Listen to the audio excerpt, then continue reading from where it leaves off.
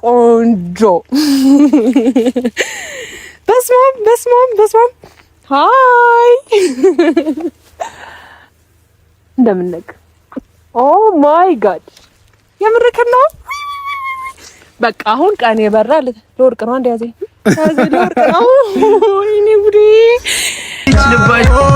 ሽራ የኛ ማሞሽራ የኛ ማሞሽራ የኛ ማሞሽራ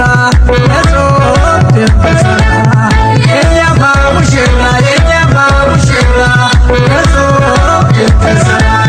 በሆታ በልና እንቀበላችን ሙሽሪት ሙሽራው ዛሬ ነው ቀናችን በሚዜዎቻቸው ታጅበው ሲገቡ ዛሬ ነው ቀናቸው ወበሉ አጨብጭቡ የኛማ ሙሽራ የኛማ ሙሽራ ነቶብ ደንበዛ የኛማ ሙሽራ የኛማ ሙሽራ ነቶብ ደንበዛ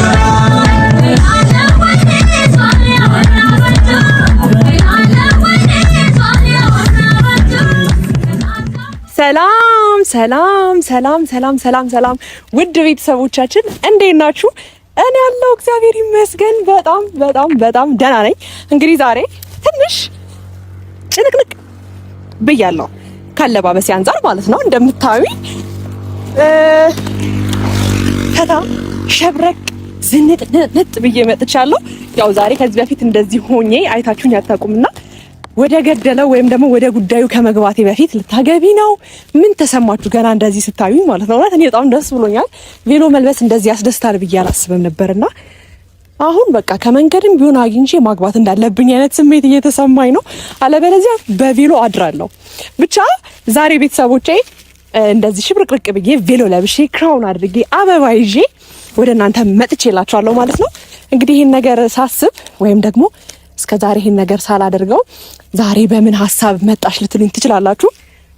የእውነቴ ነው፣ ቬሎ ላይ ነው ቀልቤ ማለት ነው። እንዴት አባቱ እንደሚያምር ብቻ በጣም ወድጄዋለሁ። ግን ደግሞ ወደ ገደለው ስገባላችሁ ዛሬ የተለየ ነገር ነው ይዤላችሁ የመጣሁት። ደስ ይላል ብዬ አስባለሁ። ራሴንም እንደዚህ ስላየሁት ደስ ይለኛል ብዬ አስባለሁ። ምንድነው እሱ? እኔስ አያችሁኝ እንድትገምቱ እድል ብሰጣችሁም በሰጣችሁም ኦሬዲ ገምታችኋል ብዬ አስባለሁ። ስለዚህ ማነው እሱ? ቀብራራው አብርሽ አለና ምን አሰብኩኝ መሰላችሁ? ቬሎ ስለወደድኩት ራሴን በመስታወት ሳየው በጣም ብዙ ወደ ፊውቸር እያሰብኩ ነውና ለዛ ነው ዛሬ እንግዲህ ወደዚህ መጣሁላችሁ።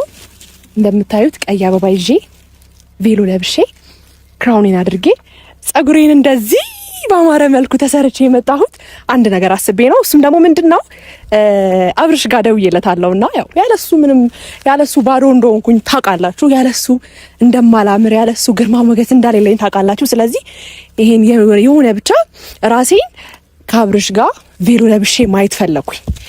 እኔ ቬሎ ለብሼ ሱፍ ለብሶ ማለት ነውና ምን አይነት ሀሳብ መጣልኝ። እኔም እንደዚህ በቬሎ ሽብርቅርቅ ብዬ አብርሃምም ደግሞ በሱፍ ብረት መዝጊያ ሰውነቱ ላይ ሱፍ ጣል ብሎ አብረን ቪዲዮ እንድንሰራ አሰብኩኝና አብርሽ ጋር ደወልኩለት ማለት ነው። ምናልባት ከጀርባዬ ያለውን ቦታ ካያችሁት ቦታው ዝም ያለ ነው። የሆነ ተራራ ነገር ነው። ለየት ያለ ቦታ ነው። ለፎቶም ለምን ሰምቲንግ ምናልባት ሰርግ ያገባችሁም ያላገባችሁም በምታዩት ነገር አለ።